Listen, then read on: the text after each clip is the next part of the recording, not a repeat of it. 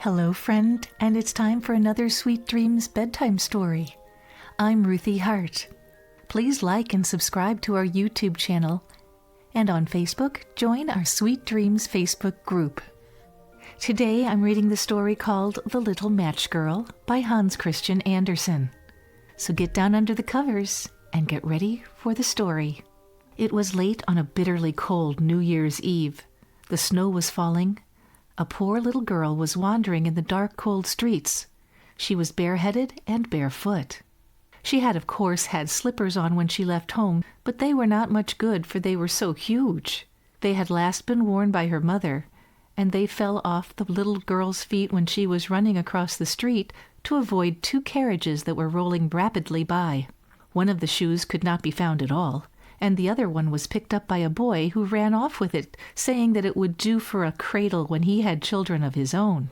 So the poor little girl had to walk on with her little bare feet, which were red and blue with cold. She carried a quantity of matches in her old apron and held a packet of them in her hand. Nobody had bought any during her long day, and nobody had even given her a copper penny. The poor little creature was hungry and perishing with cold, and looked the picture of misery. The snowflakes fell on her long yellow hair, which curled so prettily around her face, but she paid no attention to that. Lights were shining from every window, and there was a most delicious odor of roast goose in the streets, for it was almost New Year's Eve.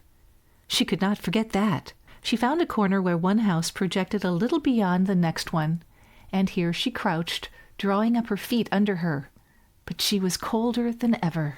She did not dare go home, for she had not sold any matches and had not earned a single penny. And besides, it was almost as cold at home as it was here.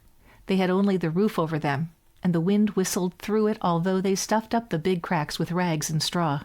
Her little hands were almost stiff with cold. Oh, one little match would do some good.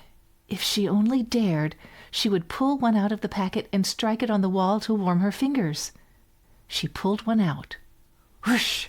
How it sputtered and blazed! It burnt with a clear, bright flame, just like a little candle when she held her hand around it. Now the light seemed very strange to her. The little girl fancied that she was sitting in front of a big stove with polished brass feet and handles. There was a splendid fire blazing in it and warming her so beautifully, but what happened? Just as she was stretching out her feet to warm them, the flame went out, the stove vanished, and she was left sitting with the end of the burnt match in her hand. She struck a new one. It burnt, it blazed up, and where the light fell upon the wall, it became transparent like gauze, and she could see right through it into the room. The table was spread with a snowy cloth and pretty china. A roast goose stuffed with apples and prunes was steaming on it, and what was even better, the goose hopped from the dish with the carving knife sticking in its back and waddled across the floor. It came right up to the poor child, and then the match went out, and there was nothing to be seen but the thick black wall. She lit another match. This time she was sitting under a lovely Christmas tree. It was much bigger and more beautifully decorated than the one she had seen when she peeped through the glass doors at the rich merchant's house this very Christmas. Thousands of lighted candles gleamed under its branches, and many colored pictures, such as she had seen in the shop windows, looked down at her. The little girl stretched out both her hands toward them, and then out went the match. All the Christmas candles rose higher and higher till she saw that they were only the twinkling stars. One of them fell and made a bright streak of light across the sky.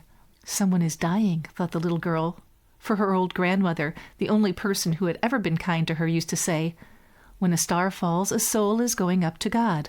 Now she struck another match against the wall, and this time it was her grandmother who appeared in the circle of flame.